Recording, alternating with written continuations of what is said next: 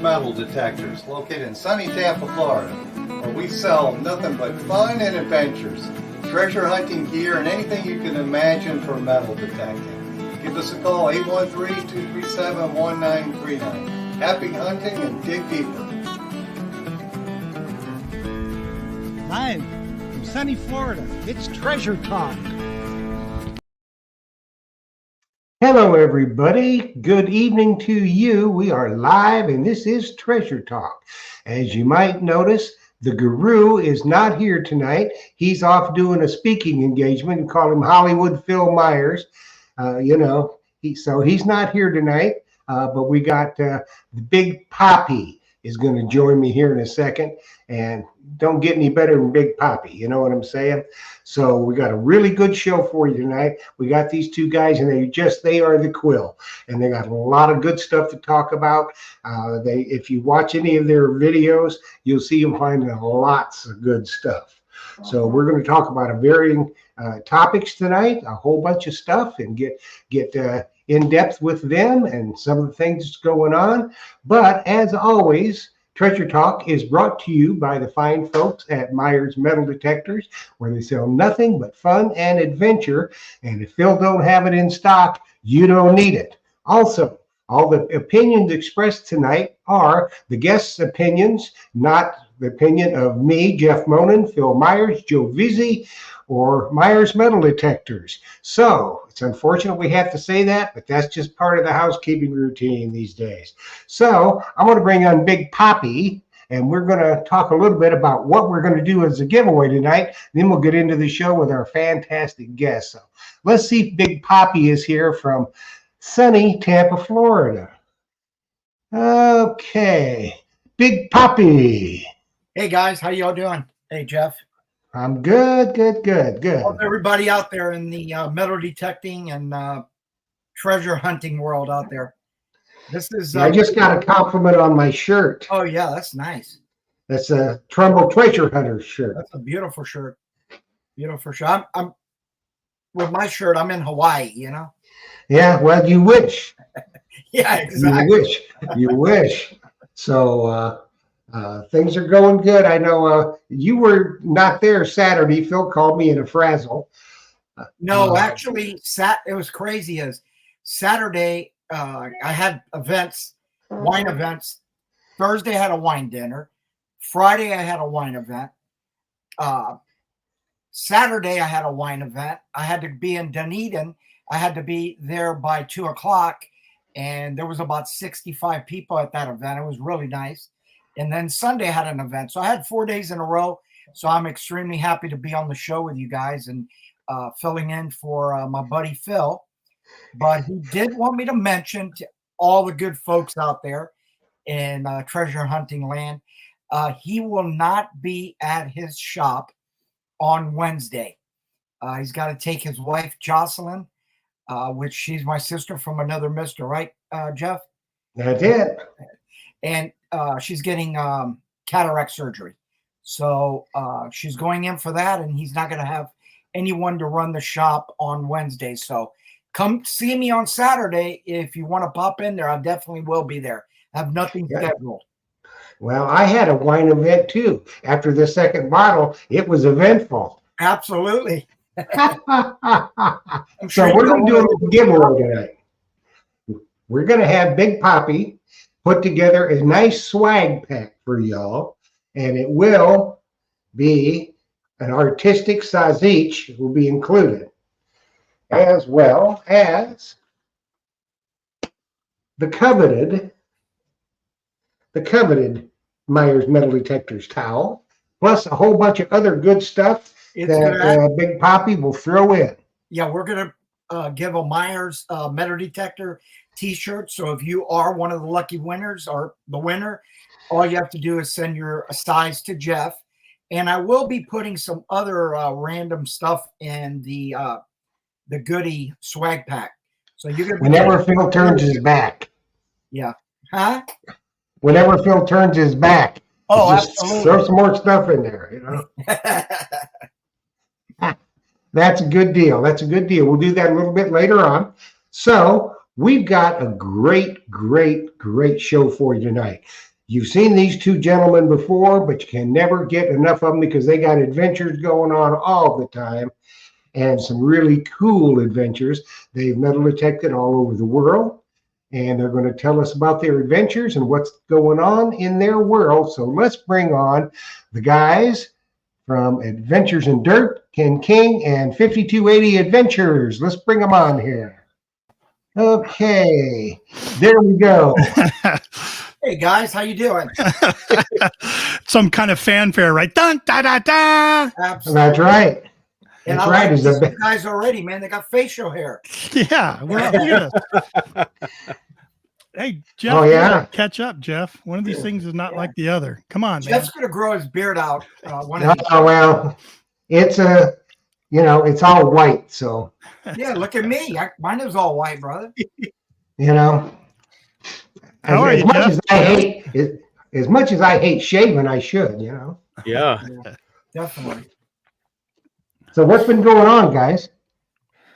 Whew. A lot. We've been busy. We took a little metal detecting trip not too long ago. We've got our weekly podcast going on. We've got our treasure hunting community that we keep up with. We've got our Eureka Treasure Hunters Club that we're a part of. We're busy. We're busy lots all the going time. on. Lots That's going a on. good thing. Yeah. Busy is good. Now, have you guys gone to live streaming your podcast, right? Yeah.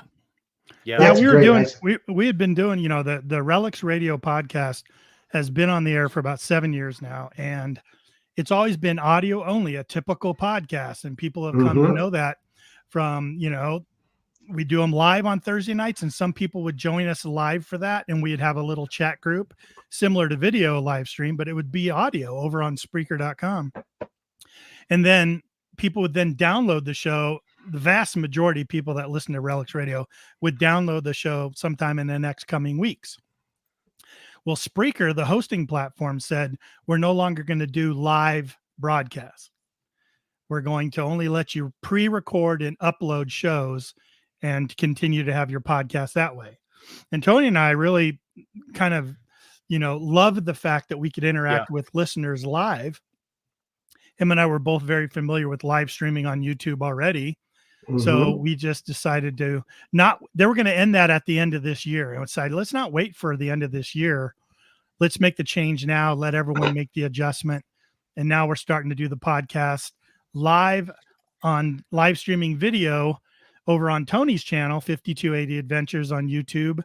And then I take the audio from that and still upload the audio to Spreaker, to our Spreaker account, which then gives download listeners, the ones that like to catch the archive, still the ability to catch the archive. Mhm. But now they have the added opportunity to come see Tony and I's beautiful faces and the guests that we have on. And sometimes they'll show relics, sometimes we'll show pictures. So that's the added benefit of them coming over to watch the live video. I caught the last one, and there was a certain button that y'all were talking about that was pretty special. Oh, Yeah. I don't have it right here. I can grab it. Yeah. Well, go ahead. Well, gentlemen, I wanted to ask you a question because Sure. this is actually the first time I'm meeting you guys. Where are you located? Yep. So we're in the beautiful state of Colorado. Oh, beautiful. I'm in the Gorgeous. better part up north. Okay. Southern You're in the Colorado is wilderness. where it's at. Oh, that's cool. Yeah, Yeah. I like We're Colorado mountains and the fly fishing, and Yeah. you see elk everywhere. And that's yeah. the last time I was there, I went fly fishing with Orvis. Oh yeah. So it was a beautiful experience. Beautiful country. Yeah. Yeah. It's So- beautiful. Denver Yeah, sits I've right seen smack you- dab in the middle of the state, and Ken's about an hour north of Denver. I'm an hour south of Denver, so maybe not that far, but we kind of split up the state, and we do our research and just tackle the whole state together. We've known each other for how many years now? Seven or 8 years. Yeah. Mm-hmm. Well, you guys find some really nice stuff, I have to tell you. It's Well, hard. thank you. Yeah, we appreciate that. It's hard in Colorado because Colorado doesn't go Yeah. back that far. If you find Mhm. stuff in the 1850s, you're going back about as far as people were here dropping metal. So, Right. yeah, you had fur trappers and traders before that, of course, but really pioneers and military that came through here were, 1850s. And that's the Right. earliest. There's some places back east, like where you guys are at, to go much further back. But yeah, so we're lucky to have found some of the stuff we found. And I think it's Yeah. only due to the amount of research and the type of research we do. Tony and I said we've known each other for 7 years. We both started metal detecting at the same time. We both started YouTube channels at the same time. And we've been hunting partners ever since. From day one, from pretty day much. one. Yeah. Yeah, well, I've watched a number of your videos, and I mean, there's another fella that you hunt with sometimes, another friend of yours, and I tell you what, y'all just keep the great finds. Once you you get on the spot, the finds just start popping. Sometimes it's the way it is, right? Like sometimes you think you're in a, you did your research, you go there and there's nothing. And then all of a sudden, bam, they start rolling. And sometimes it can really turn out great for a short amount of time, Yeah. Yeah. I mean, sometimes, you do your research on a certain area and then you go there and nothing turns up. Right. And then you see another spot over there. You say, well, I'll go on over here. And boom, that's where you start finding everything. Do you? So you just never know. Excuse me, Jeff. Do you gentlemen find a lot of gold nuggets over there in Colorado? Yeah, we just throw those back though. Yeah, You don't want There's so many of them. We just throw them.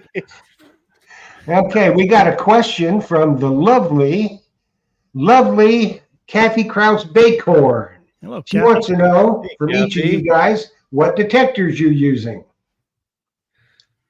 I use the good one, and Tony doesn't use the good one. How's that? What? Go ahead, Tony. We I to use keep each other's dowsing business. rods. That's what I use. Yeah, No. Tony's a master with the dowsing rods.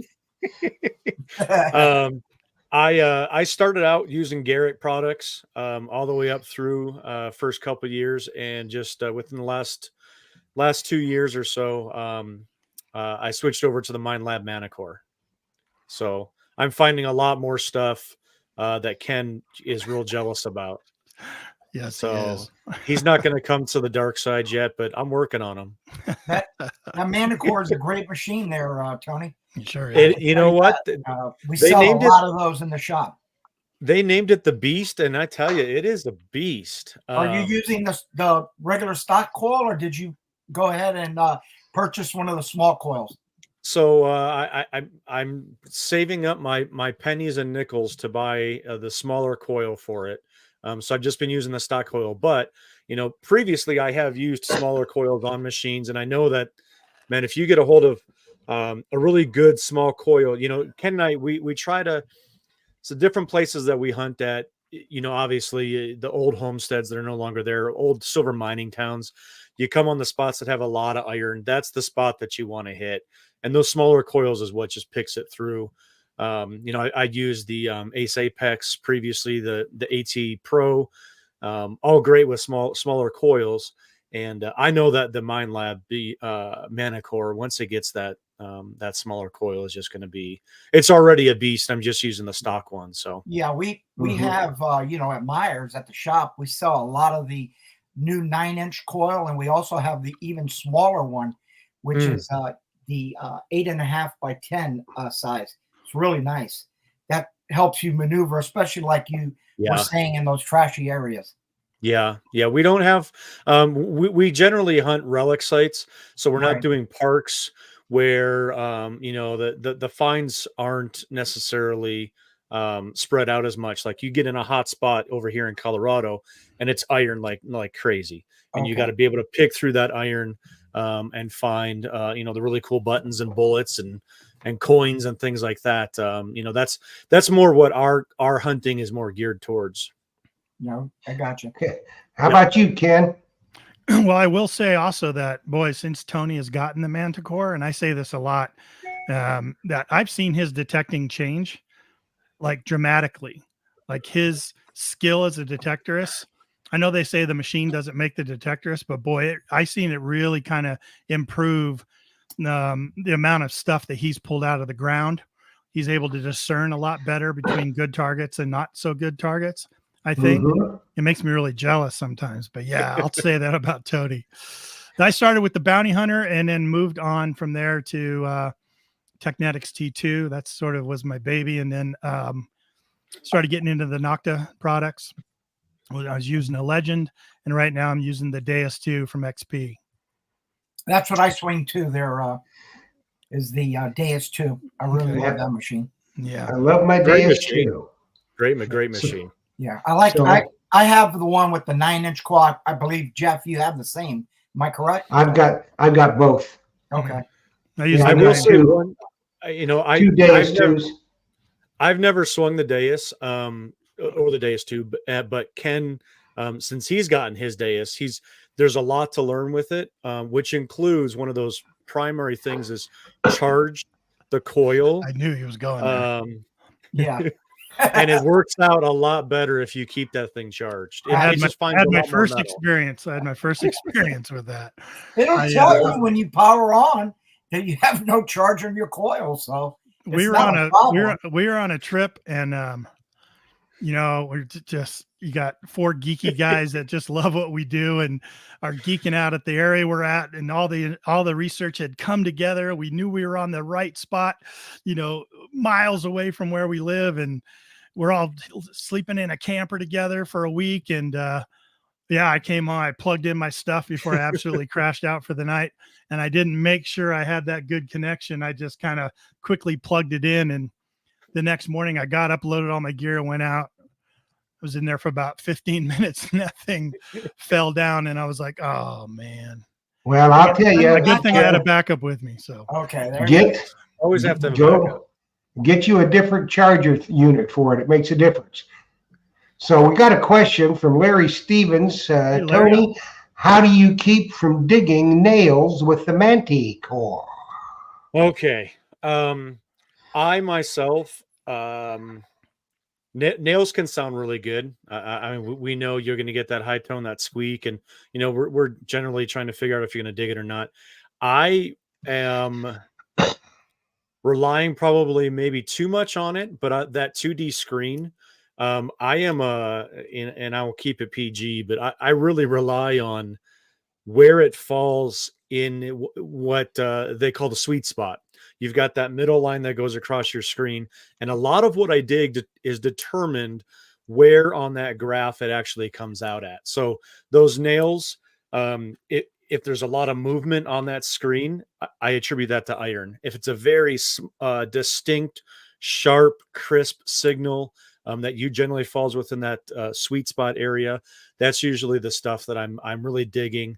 But I'm also, one of the things I know Ken says that I'm digging a lot more higher quality relics.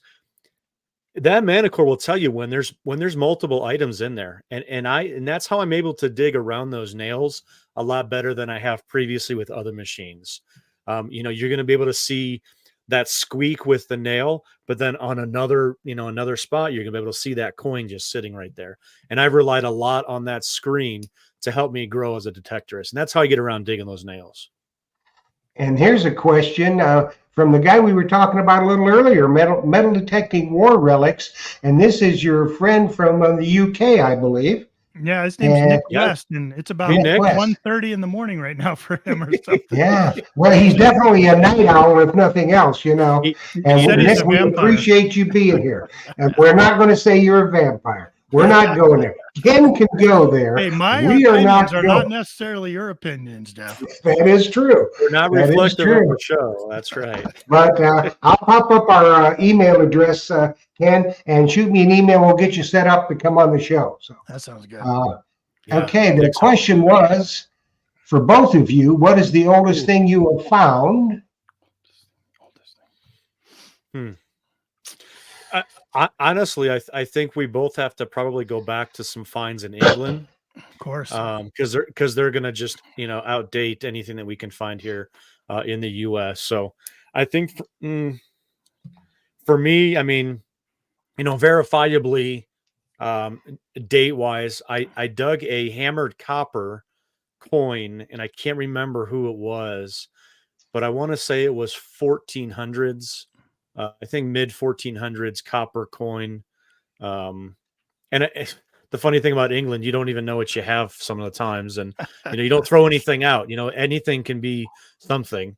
And That is after true. the fact, after the fact, it's a very, very super thin piece of copper, and it just it looked like trash to me. But you get back, you start cleaning up things, and sure enough, one of our barn hands, our people that we were with, they're like, "Oh my gosh, this is exactly what this is. It's to this date," and I'm like, I would have never even thought that. So, and I wish I yeah, could that's the remember thing. more about it. And they tell you when I was over there, they told us do not throw anything away till we Yeah. look at it. Right. Yeah. And there's some of the stuff I said, hey, this is junk. And you say, I don't want to tote this around all day. But you do. Yeah. And then when you get back, they come, oh yeah, this. You go, okay. Yeah. Yeah, we both experienced that. Things that look like junk that turned out to be something amazing. Yeah. My oldest item too goes back to England, and it's actually a bronze Roman coin from Emperor Vespasian. He ruled from 69 AD to like 79 AD, something like that. And he actually the one that started the Roman Colosseum, and then his son Titus, I think, finished it. But yeah, I mean, when you hold something that old in your hand. And what area in England were you guys at? We were in Colchester area, so it's That's where I was. Yeah, that's where I was.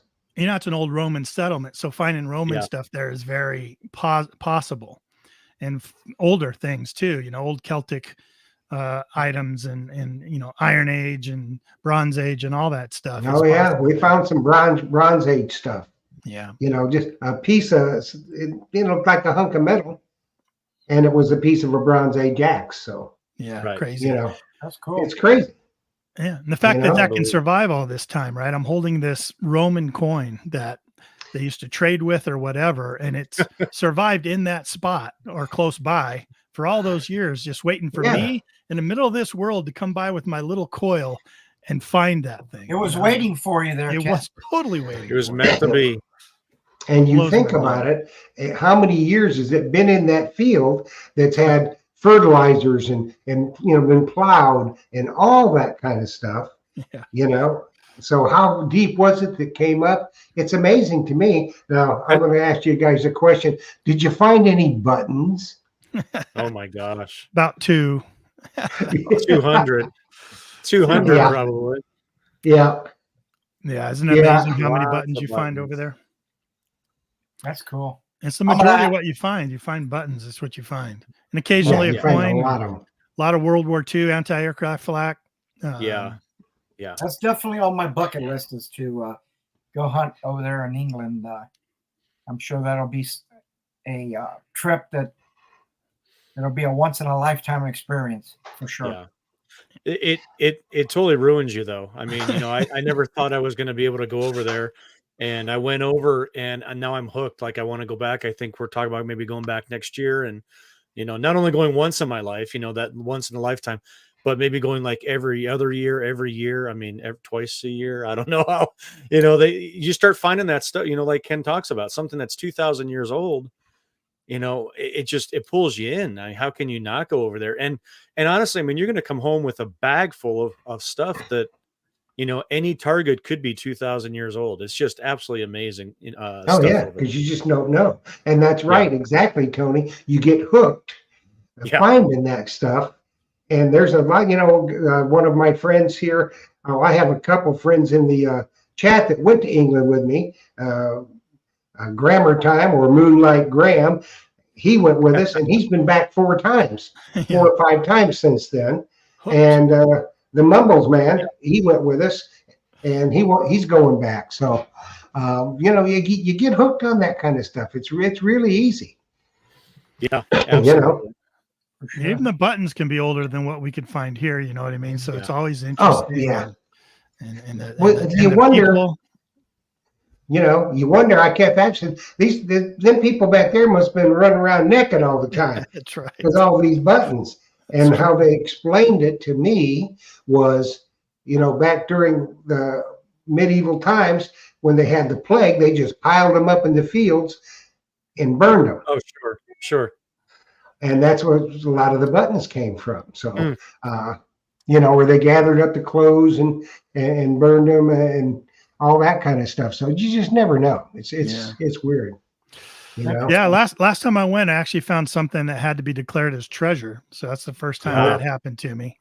It was this little tiny silver cufflink, just one of the two, and it had two hearts on it with a crown above it. And it was a little tiny one. And when I took it over to the person that knows, he goes, "Oh yeah, you got to definitely report that as treasure." And it turned out it was a cufflink that represented the marriage of Charles II to Catherine of Braganza in 1652. And they gave out these cufflinks, and this was one. They usually were linked, and this was one that had come loose. So, yeah, they turned it in as treasure. It was cool. It's the first time I experienced that. And so the Antiquities Scheme and the Treasures Act, boy, they copied me on all the emails back and forth right along the way. Like every step they took, they kept me informed of it. And they finally disclaimed it. Overall, they disclaimed it. So they didn't want it because they had other versions of that where they were more complete, which I was happy about because that meant I got it back. And it was really cool to find something like that and go through that process, Yeah. And the good thing about it is over there, if they would have kept that to put it in the museum, your name would have been on it. Yeah, that would have been an honor too, right? Yeah, they give you credit for finding it because as I understand it, talking to some friends in England, that's they work very well with the detectorists because that's where a lot of their history comes back. The finds, makes sense. Yep. It does. And I also, they pay you too. And I understand. I have a friend of mine that's got an item over there that's being valued right now.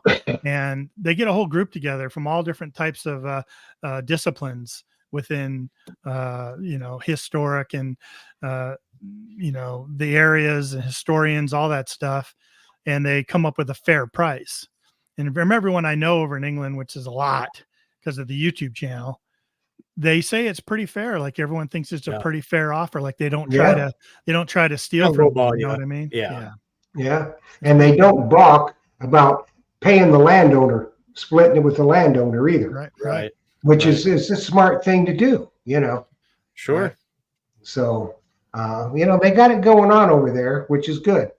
We need to have something like that here, but it is what it is here. So, so it was cool last time we went over, Tony had a really good opportunity to talk to some landowners there. The people that were actually, letting us come on their land. You want to tell that story real quick, Tony? That was really cool. Real quick. Yeah. We were on this site for the second time, and they had an area. The landowner themselves in the field had an area where they had some sheep. And I wandered over. I was exhausted. It was like our day 7 or 8 that we were digging. And I wandered over there and I just kind of taken in the whole England experience. I had done it, detected that many days. And so I'm just kind of just absorbing everything. And one of the workers comes over and starts talking to me. He says, "See that one sheep over there? It's is pregnant. We've been waiting for that thing to give birth. It's going to, pop out any second." I'm like, "Oh, that's kind of cool." And then essentially the owner comes over and starts talking to me. And, I had just asked him, if he was the owner. He confirmed he was. I said, "I just really wanted to thank you for allowing us to come onto your property. We had found some stuff. I found my first hammered silver on your property on day 1. I'd found some buttons, and I'm telling him like all these different areas in all these fields that he owns, all of these different things that I found. And I'm just geeking out over this." And he goes, "I'm just happy that you guys can get out here and enjoy what you're so passionate about." And I'm like, "You don't have any, connection?" He's like, "No, that's just not what I'm into. I'm into farming, And so he was still willing to open this up to all of these people that are coming over from the United States in these vans and going out with their detectors and just pounding the ground and digging these holes for hours upon hours. and just doing what we absolutely love. And he was just happy that we were absolutely just enjoying ourselves. And then a few minutes later, the ranch hand jumps into the pen there with the sheep and pulls the sheep over. He says, "Oh, sheep's ready to go." Tony, Well, the thing of it is too, think with your the mic went out. landowners over there, it might have. It's I think his mic went out. There we go. yeah, There we go. he muted it. But the landowners, the guys that set up the hunts, and they all, that's how you got over there, the barn hunts. They go out and get the permissions and all that kind Yeah. of stuff. But they always tell you, even though you're in a field, don't leave no big gaping holes. And because you won't get invited back Absolutely. if they find that you're doing that. So, the people are very careful with that. So, no harm, no foul for the landowners. And like you say, if you find let's say you found a hoard, Ken, Yeah. and they're going to take it for a museum, it could be, £1 million. They stand to make £500,000. Sure. Right. So, It's a good deal everybody, for them, sure. yeah, sure. And it's a great deal for you because you get to, to find it. And plus you might get, £500,000. So you never know. So we do have a question from Luis Villarreal. What is your most highly valuable find? I think we both have to say our wives, right, Tony? If we don't say Yeah. our wives, we're going to. Yeah, Oh, they're you're going to be in big watching. trouble.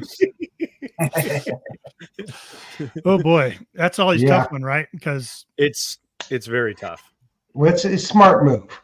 Well, I'm going to ask this question since he's talking about highly valuable. This is something that our friend Phil always asks. Have either one of you gentlemen found a gold coin? yeah, both of us have. We Both both of us have have. been lucky enough to Very, very lucky. United found States one. or from England? U.S. US. US. Yep. Awesome. Okay, well that goes There to you go. Bingo. Yeah. if Ricky you talk- T.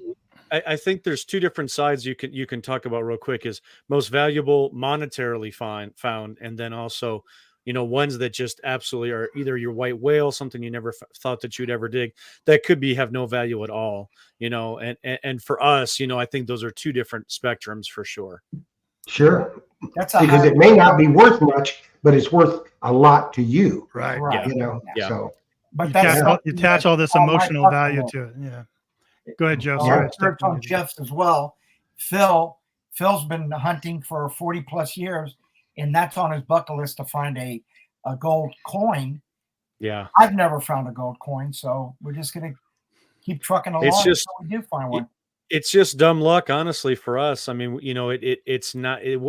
Our coins were found on sites that are the ones that we focus on. So, at any time we could be on, because we try to generally. And I know Rick T had asked, right here, have you hunted any U.S. military fort sites or stagecoach stops?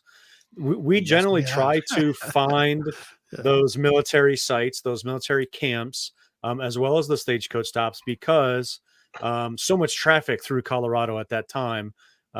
So we could find gold coins on any of those military sites, because that's how the military at the time was paid. They were paid in gold out here in Colorado. They were out here, in the 1850s, 60s, protecting the settlers moving across the country, protecting them from the Indians and stuff. And that's how they got paid generally. So we're looking for those campsites. We're looking for those stops.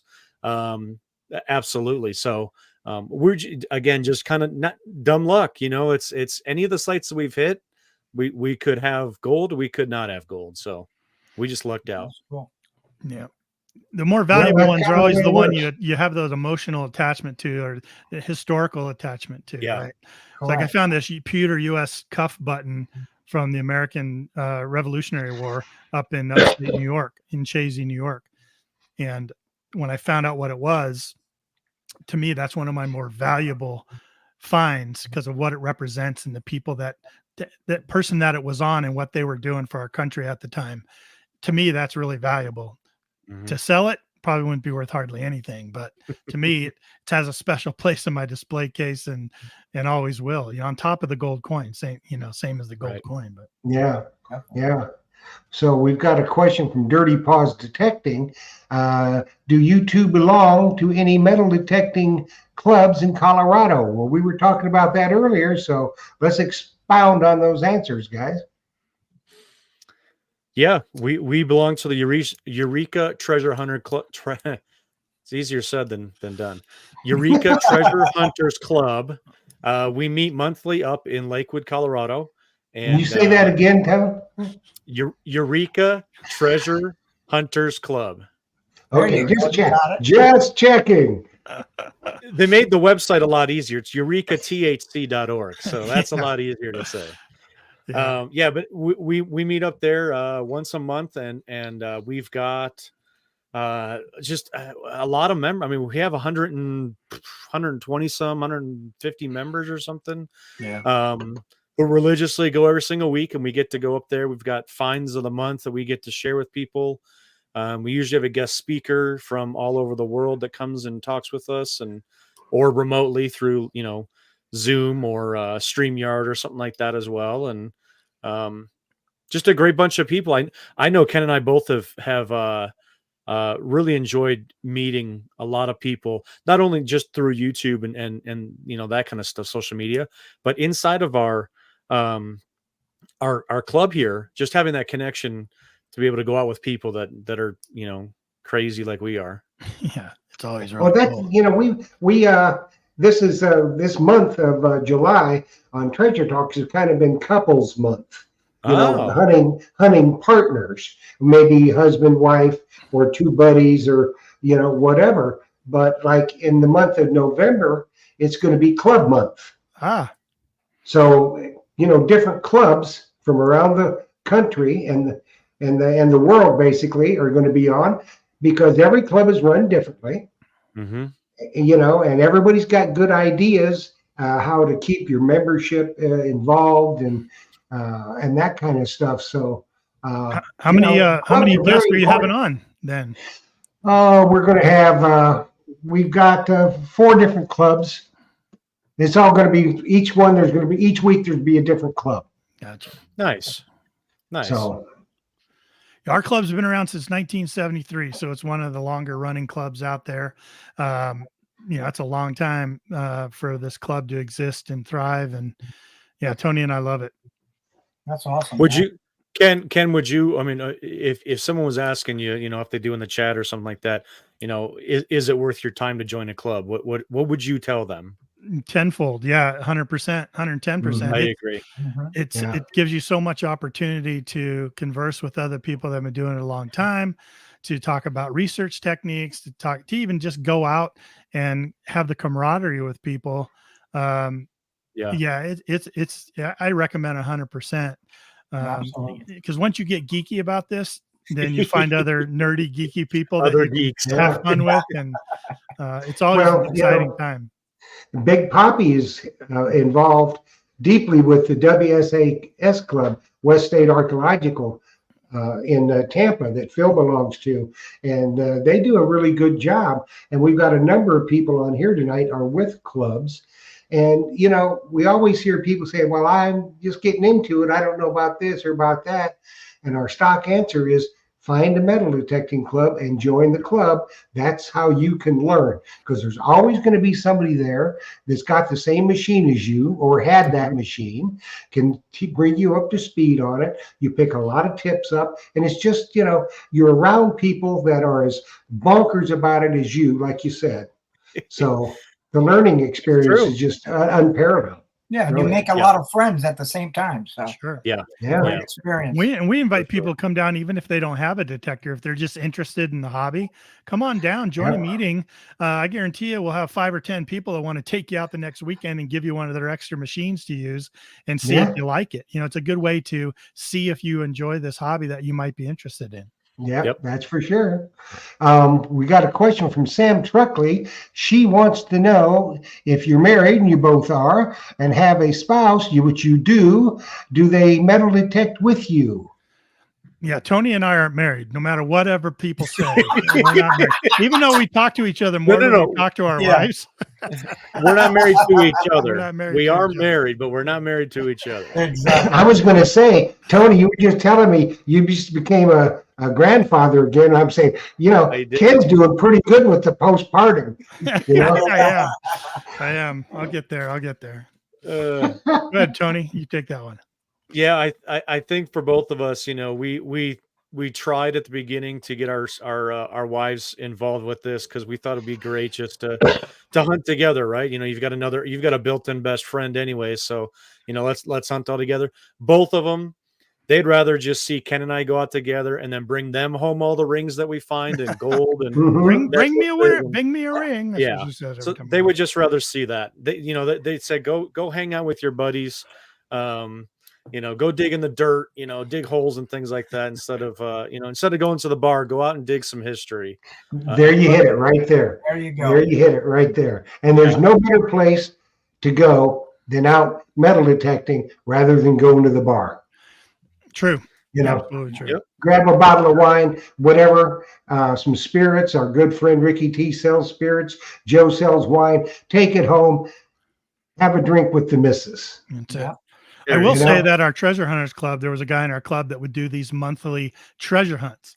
Well, he would go bury a token somewhere, some park, somewhere around our local area, and then he would start releasing these clues, Yeah. like one every couple of weeks, couple of week. And they were just textual clues, riddles that you'd have to figure out to what park it was at, and then all these photo clues of his digger sitting down on a rock and pointing different directions. And my wife, Sheila, she did come out with me a few times to try to help me figure out those clues and figure out the treasure hunt without actually swinging a detector. So she did get intrigued by it. Yeah. But that's about the most she's been involved. Very supportive, though. Very supportive. And like you said, you never know what you're going to find. And this happened. I got a call from a friend of mine on the Oregon coast. He's in exactly the area where they filmed the Goonies. Okay. So they're out there on the beach the other day, and they dig it up. And what it is, it's a token from Myers Metal Detectors in Tampa, Florida. $5 merchandise token that Phil buries when he has a seated hunt. Now, they got out there and they found it on the beach. And, they're customers of Phil's to begin with. So, Oh my gosh, small world. You just never know. You know what I mean? Yeah. You never know. Well, I'm going to put this up here. We're going to do a little giveaway tonight. All right. So I'm going to put this up there so people can get registered. Okay, folks, that's what you put, just like I've got it right there. Hashtag Big Poppy. And we're going to do the drawing, and it'll be a big swag pack. Every time Phil turns his back Saturday, Joe's going to stuff something in the box. And it will have a coveted towel, and for your dining pleasure, it'll have a Zazich. You can't beat that with a big stick. And a Myers t-shirt. All you're going to need to do is send Jeff the size you want. Yep. And we'll get it in there. And well, you never know. The size each. Hey, how can you go wrong? That's Stick it in your pouch. I mean, this thing will last for years if you don't open it.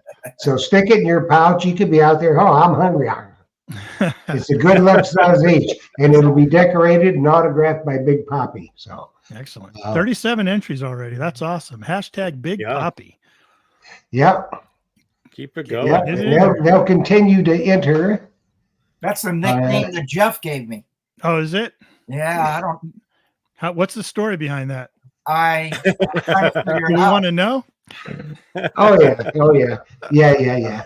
Well, we've been friends for a long time, and a couple of years ago when he got the name, I called one of our favorite Cuban restaurants in Tampa for Christmas on a Saturday, and I sent in a bunch of Cuban sandwiches up for him and Phil and Jocelyn for lunch, kind of as a Christmas thing. And I don't know, he just come out and I said, "Hey, how's Big Poppy?" So it stuck. It stuck. Yeah. Yeah, Tampa So- over here, man. That's there's a very, very diversified culture. I'm Italian, and you got Italians, you got Spanish, you got Cuban, Puerto Rican, you got all different nationalities, and You got them all. a lot of good food over here in Tampa. I can tell you that. Oh yeah, I'm gonna be down there August 11th through the 17th hunting the beaches. So I'm gonna get me some of that at Sea Breeze. Yep, for sure. That's a good one. Good. So I got some friends over there. Someday I'll make it over there. Yeah, well, you can go down to Ybor City, which is a really old part of Tampa, and I mean, there's a lot of Tampa, just a really cool area, for a major city. I don't think the crime is real bad down there, is it, Joe? No, not since our wonderful governor of Florida took over, Ron DeSantis. He's got this place under wraps. There's Yeah. Nice. hardly any crime. It's really good. Our economy's definitely growing, so it's a good thing. No state Yeah. tax too, right? No state tax. No state tax. And Excellent. Florida is a balanced budget state, so Yep. It's can't beat it. You can't beat it. But Colorado's really cool. Now Phil has his son lives out there, Yes. so Yeah. I'm going to do this drawing. Then we're going to talk a little bit about what we talked about earlier about the hunt for next year. I know you don't have dates, but well, let's talk about it and find a little information. We may get some people. So I'm going to go ahead and do this drawing. All right. Good luck. Okay. Good luck, everybody. So here we 54. go. Drum roll. Here we go. And the winner is The winner is Lurker Lurker Troy. Troy. What's Lurker up, Troy? Troy. Lurker Troy. just lurking in the background. Then he comes on to win okay. the prize. That's right. Yes, he does. He was lurking and he comes on to win the prize. So we're good there. Now, Lurker, what you got to do is you got to send to Treasure Talk Show at gmail.com. Send your name, address, and phone number and your shirt size. That's very important to get your shirt size. So Saturday, Big Poppy will put that all together, put the sausage, and I would recommend you probably eat that, within 7 years. At least. Definitely within 7 years. And, stick it in your pouch, take a bite, wrap it back up, put her back in there. Hey, it don't hurt. Congratulations, So. Troy. Troy's a big listener here at the Relics Radio podcast too, and I Yeah. just want to say a big congratulations to him, of course. Yeah. Good job. All Troy. discerning people either watch, they both of them, they watch Treasure Talk Yep, and Relics Radio. they do. That's right. All righty, so we're done with that. Let's talk about the hunt that it's not going to happen this year, but it's next year. Yeah, I had mentioned that the Eureka Treasure Hunters Club been around since 1973, and over the years they've put on, I think we're up to number 26 of Rush to the Rockies. That's their national hunt that they put on. They took a break over a COVID issue, the COVID times and all that stuff. But we did one last year. It was great. We tried to put one on this year, but we lost our space because we run the hunt in city and county of Denver mountain parks, and we were able to kind of just lose our spot this year. So instead of rushing around to grab some place that wouldn't be as spectacular to hold our hunt, we decided to back off this year. But we're going to go this year in 2025. We'll have a hunt. It'll be Rush to the Rockies, and it'll be somewhere here in the mountains of Colorado. And it usually goes around June, late June, mid-June, July. We don't want to get too late in there. That's generally when we have it. So if you want to, and I'm sure any of you that follow me or Tony on our social media, you'll be hearing us talk about it left and right. You can go to eurekathc.org and keep track of that. But we usually post it out everywhere and try to come on talk shows like this to get the word out when that is planned and when we have dates.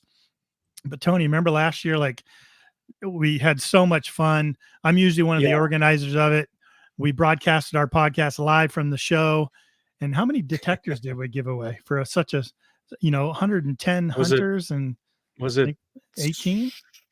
something like that? 18 Yeah. detectors given away. And that's to the graciousness of all of our manufacturer supporters. But for Right. 110 people to be giving away 18 machines, it was pretty amazing. That's Pretty stellar. amazing. Yeah. Plus It's all really kinds great. of other stuff, all kinds of other stuff going on there. But They step up every time they step up, yeah, you know. they And you do. get some of the major manufacturers that, come along to the hunt, which is really good.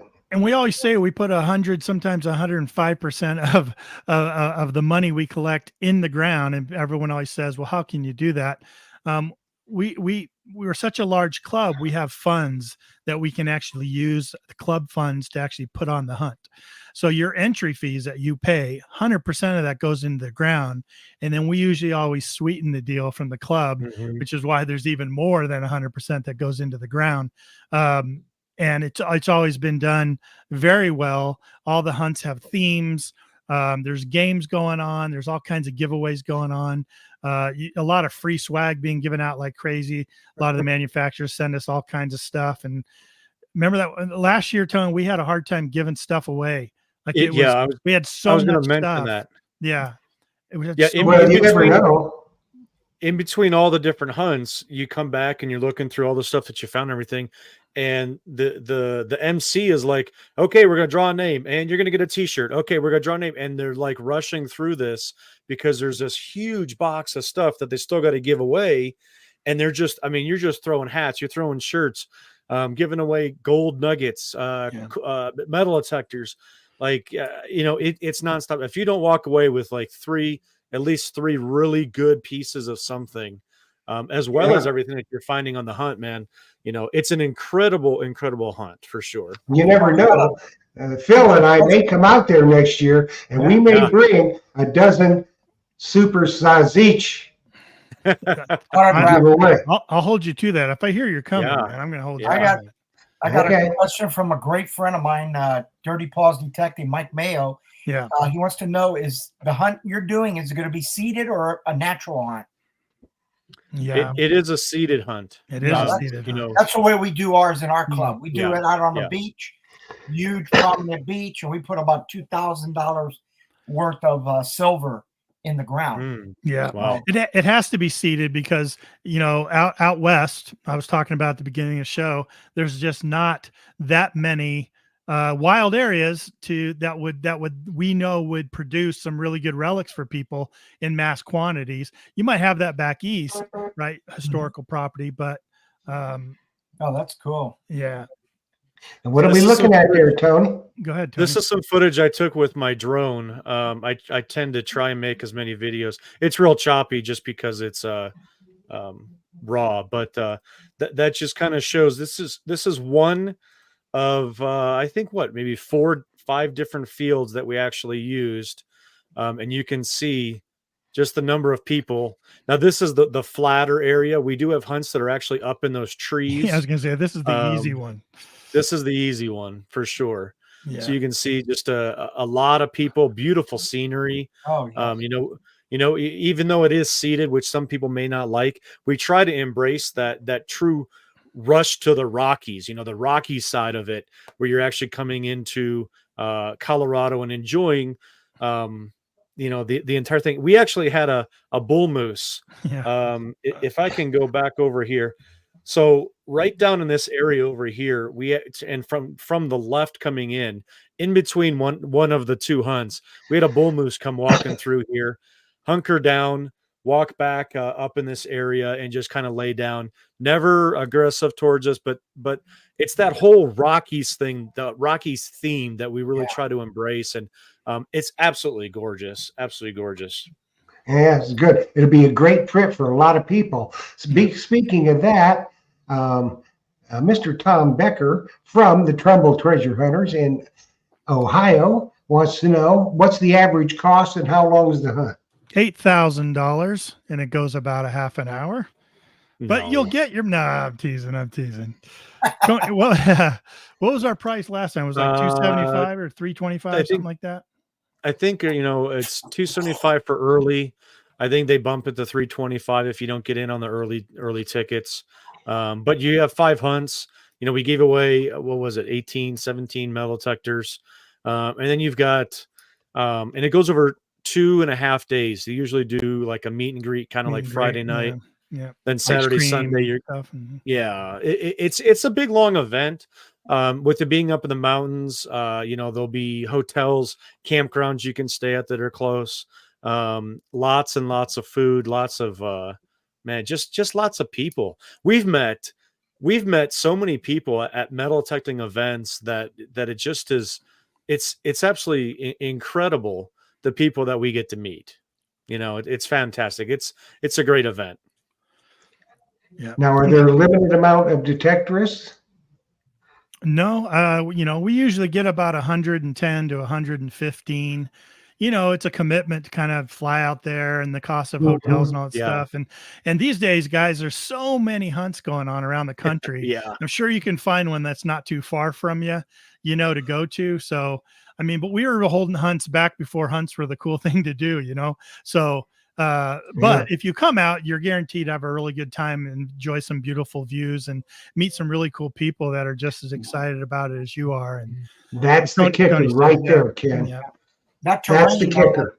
that picturesque terrain that you guys showed on the video, that's unbelievable. Yeah. I've got another one here if we want to throw this up when we can Sure. talk some more as we're doing it, but all right, so this is the gulch. We actually do it in this place that's in a gulch, and drone footage is just so dramatic. You can capture so many things with the drone footage. So yeah, we love doing it as much as possible. And like I said, some people love seated hunts. It's like a competition. People get very, very competitive when it comes to some seated hunts versus just the natural ones, where you may go home with one button. It's going to be an old button. It's going to be a good button, but you probably maybe only go home with a button, that whole weekend, just because you just never know what you're going to find. We really try to put so much in the ground. I think a couple of years ago, I came home, we had a buffalo nickel hunt. And I think I came home with 153 buffalo nickels from just that one hunt. Yeah. So, With a lot of friends. Yeah. Yes. Yeah. I mean, when you come home from these things, you come home, if you're, any kind of a personable person at all, with a number of new acquaintances and friends that'll last for a long, long time. Yeah, we definitely, Ken and I have definitely come on with more phone numbers through the years. And in fact, we keep in touch with a lot of the people too. We're just we like get a lot that. of people traveling in. Like I was talking with guys that were all sitting at a table, having lunch during their lunch break. And I went over and I thought they all knew each other. I thought they were all from the same club. And I was like, hey, so where you guys from? You guys from Kansas or something? And he's like, no, he's from Texas and he's from Kansas and he's from Oklahoma and he's all the way from Washington State. And it was like, they didn't know each other before that hunt, So it was just really cool that they were able to get together and meet each other. And, everyone's like-minded, right? We all have like-mindedness there. And that's the cool part about it, And then you put this backdrop behind it. And it really makes it special. Yeah. That'll take care of it every time, I will tell you. That's beautiful. So, guys, we've gone an hour already. You believe that? All right. We're just getting started with the introductions. All right. Yeah, I know. So I'm going to get you guys scheduled back. I'm thinking probably March. That'd be a good time because you'll have dates and everything by that time, I think, won't you? Yeah, it could have some information. We'll talk maybe offline about when we want to promote next year, 2025, Rush to the Rockies. Yeah, because there's a number of people in the chat tonight that expressed interest in attending. All right, cool. Yeah. And I think that would be really good. I know Phil wants to go. So we don't announce it until we have all the I's dotted and the T's crossed, and we know exactly where it's going to be, when it's going to be, have everything. We have the committee formed, we have the board of directors behind it, and everything's ready to roll. And it goes off really smooth. But yeah, we won't even start advertising it until we have all that stuff ready to roll. That's right. That's a good idea, and that's a very good practice to do. So let's tell everybody again when your podcast is on Relics Radio. Go ahead. Go ahead. Yeah. Okay. Relics Radio, Thursday nights at 8 p.m. Eastern.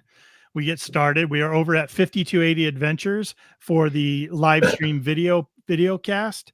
And then over on Spreaker.com or wherever you can get your podcast, you'll have the audio download. Apple Podcasts, Podbean, Spotify, wherever you can find podcasts, you can find Relics Radio.